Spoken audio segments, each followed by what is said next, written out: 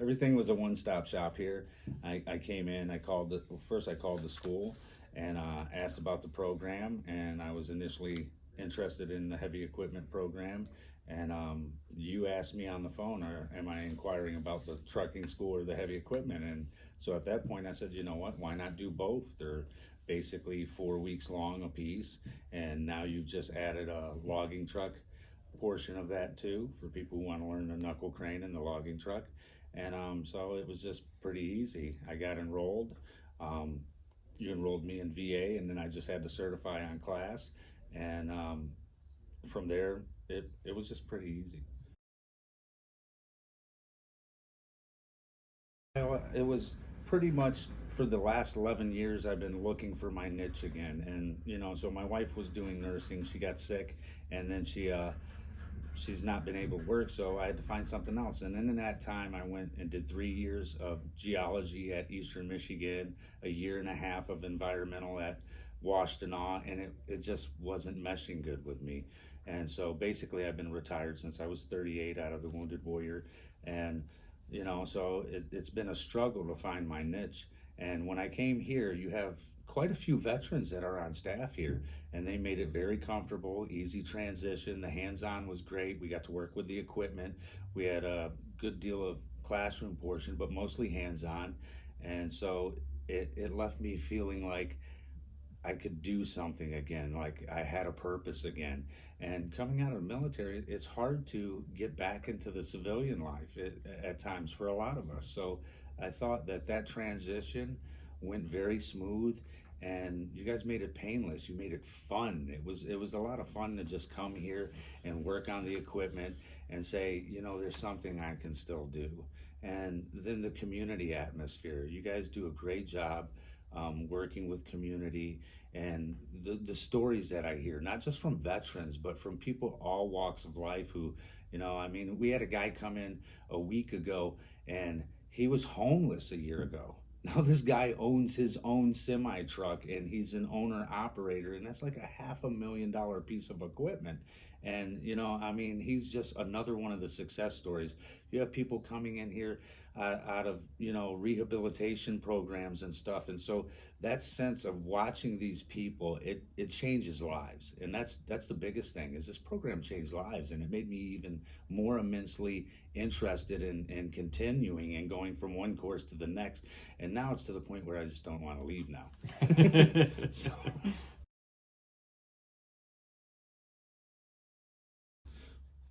my hope with some of this too is, that VA looks at this and they say, okay, what are the skills they had in the military? Because we operate a lot of heavy equipment, we drive a lot of heavy trucks and stuff, but that's not so much translated into our experience when we go for look for a job from here too. So I'm hoping that VA recognizes this and certifies this as a course, and pulls from our transcripts from what we did before to add on top of that experience, so then we're more marketable on the job front. But this course has been amazing for me. It really has, and I appreciate you guys. This is more like a family atmosphere, where you learn a lot of stuff, and you're just hanging out with friends and family, and you're getting the job done. And so I guess that aspect translates well for me coming from the military, because we're all brothers and sisters there. I guess on that note, you don't ha- I haven't seen a class that's like 30, 40 people yet. Now you may have 30 on both sides, as far as the trucking goes, and this side. So the time is split up pretty well. You're usually set in pairs, so you're not overwhelmed with having to crunch all this time in on equipment. So when you only have one or two people per piece of equipment, and you're doing your level one, your level two, your level threes, you just have more time on the equipment, and it's a lot more relaxed. So you don't have this big overwhelming pressure from classes that are just overwhelmed with people, with a large number of people. It's very focused, because you have a smaller number of people, and you're broke down into, say, teams of two most of the time. you get a lot of time on the equipment too, so you don't have to feel like you're being pressed to do this task and get done and not gain the experience on it. I guess my favorite part of the CDL class, passing. um, I don't know. I like to drive, and sometimes this class does pretty cool stuff. Like during my class, we went up to the mine.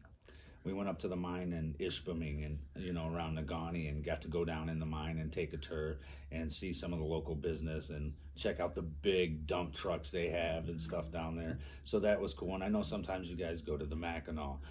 You have other little stops along the way. So when you're out driving, you're like, okay, well, I'm driving.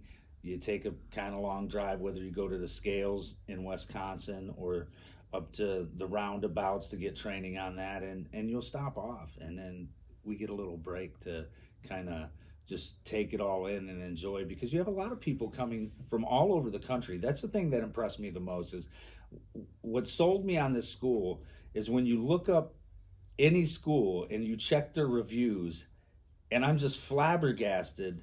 Unless anybody gave you a bad mark in this last iteration, you are like a 5-star. Who is a 5-star? Who's a 5-star? Nobody. I mean, on both sides, you're a 5-star. And I said, you got to be kidding me. And I'm going down looking at reviews, and I'm like, okay, this is the place for me, because that's really what sold me when I was comparing schools. And then when I get into classes, you have people from New York, people from Illinois, people from Ohio, people from Lower Michigan, Upper Michigan. I mean, hell, you probably even had some people from Canada, because we're right here. I mean, people from Washington State. I mean, all over the country, people come to this school. And when you can say that about your school, and if you're above a 4.9, I mean, 4.9 is fabulous, but 5-star on both sides. I mean, go look at it. You'll see that I'm not joking about this, and it's not like they're sitting there hamming up their own reviews. These are actual students, and you can check that out, because they have pictures of everybody. You go through the gallery and you're looking, okay. So it's just been a really great experience, and I've loved being here. I mean, this is a game changer for me, because I have a lot of skills already, but I'm part of community up here. I moved up here 2 years ago, and I absolutely love the atmosphere. And trust me, there's work available up here. Definitely work available up here. It's just it's the best kept secret in America, Northern Michigan. It'll be gone. And you get the nice swag while you're here. Another thing that I was thinking about too is, when I came here, I mean, it's just like you just dump what you know. Because a lot of veterans, a lot of us, when we come in, we've done some things that we look at as just our job. But, when you look back on it, I mean, I ran a brigade maintenance system with anywhere from like 9 to 24 mechanics, 5,000 pieces of equipment, and that's trucks, engineer equipment, and I was power gen and diesel, and then so I also had to run the payroll aspect, their man hours, clock their man hours, had to order parts. I was the initial quality and the final quality inspector, so you had all that going on, and we do a lot of different things. So when you get out, you're like, how can you top that, on some respects? And then you don't really know how to get back into doing something again, especially, when you come out of warrior transition, wounded warrior, and you have injuries. And it's taken me the better part of 11 years to gain that confidence back. But I did get to homeschool my kids in the process too. So, and my wife, she was there we've been together 20 years. So she's been there, and it was her turn to go do nursing and stuff. And until, now she's got some health issues, and it's like, hey, Papa Bear's got to go back to work. And so then you're like, well, what can I do? I kind of want to keep it in the wheelhouse. And so, dealing with heavy equipment. And, while I was here, I didn't really tell you that, I don't do engine teardown on diesel, but I pretty much do most everything else in that. And so all of those skills that you have, whether you did it here, whether you did it in combat, whether you did it overseas, contracting, or just the training aspect of it, it all plays into it. But when you come here, I see some people, my advice to them is when you come here, just Control Alt Delete, pretend you don't know anything, because that's how you're going to learn the most, is by not coming in here presuming that you know everything. Even though, my grandfather had his own construction company, so from the time I was 8 till probably about 24, I was riding, working dozers, working backhoes and all that. And I'm 49 now, so life's not over yet. I still got a long time before I retire. And you want to find a purpose. And so, once again, I just appreciate all of you. You've given me a purpose. And I couldn't ask for more than that. Now we're going to go see what else we can do. Absolutely. And what an honor. I went here and I did every certification here. The only one that I don't have that I'm waiting on, and that's a simple test, is my hazmat endorsement. Because if I'm not going to use it, I don't need it, but my fingerprints are on file for the next 4 years. But I have your tanker, I have your doubles, I have your triples, I have your combination, I have your heavy equipment. I have, Class A CDL with all my endorsements, and I have my OSHA training. That's another one you guys give, your OSHA, and then your competent person training that you get, so you could be a competent person, on your job site, and that can take you in a whole nother route, because you have, OSHA training. You can become an OSHA personnel if you want it on something. Competent person training, well, you get into a company and they don't have one. That's its own position. That is its own position, checking the safety of the job site, making sure, what type the soil is, making sure that, they got all their protective equipment and they're sloping or benching, when they're digging trenches. And so all of these things can equate into financial aspect to help support your family. And really, when you go through it, the first couple of days, you're like, holy smokes, this is a lot of information. And the first day or two, you're like, whoa, and then by day 3, 4, 5, and the first week, you're like, okay, it's not overwhelming. It's just people from my background coming back in. You're just like, that's a lot of information. Let's see how it plays out. And how it plays out is you guys have it scheduled and regimental. And I think some of that's the shock and awe is, hey, look at all what we're going to teach you. And then you're like, whoa, okay. And then by week 1 or 2, you're just like, okay, breezy. And that's kind of geared so you get a lot of the classroom portion out of the way first, and that training. And then it's not like you're just doing the classroom. I mean, you have instructional videos, you have every piece of equipment you're going to watch, before you get on it, a video. So there's a safety aspect of that and getting to know equipment in case you've never worked on it. And, those are all tools for the training. So I think it's what laid out very well, how this whole operation works. And one thing I did notice is being here for multiple endorsements and taking every class is when we would have a new class come in, and I would still be here, and we'd be sitting there, and and then heavy equipment guys come over, and we're doing like how to do tie downs, and how to use proper towing or snatch tow chains and all this. It's like, wow, I actually retained a lot. It's like boom, boom, boom, boom. So now when you go out there and look, it's just like, okay, you get the big picture, you know what you're looking at.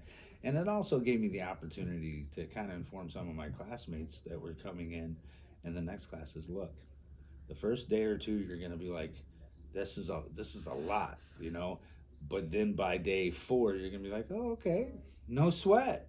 It's kind of designed that way to just, boom, you got this. But it's really wasn't that bad at all.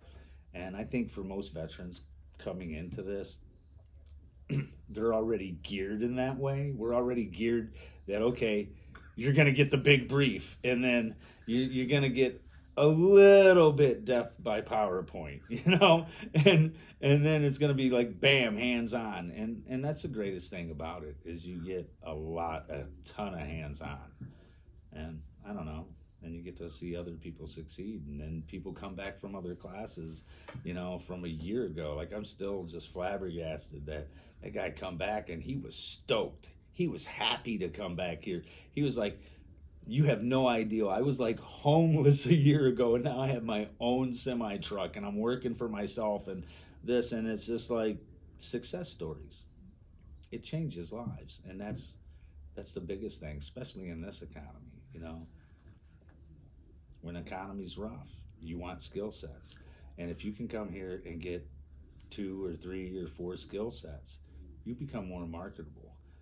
And also with veterans, we have what's called small business, the SBA program, where we can start our own small business, and then you can get granted equipment from the government that'll give you equipment. So if you learn these skill sets and you go out there and you work it for a little while and you get you some experience under your belt, and a lot of people coming in from the military, they're choosing some of this because it's in their wheelhouse. Maybe they worked on heavy equipment. Maybe they were in transportation and they drove, big rigs, but it's not the same as a civilian license. We go in there and we get a military driver's license. It's like, here, go drive a tank.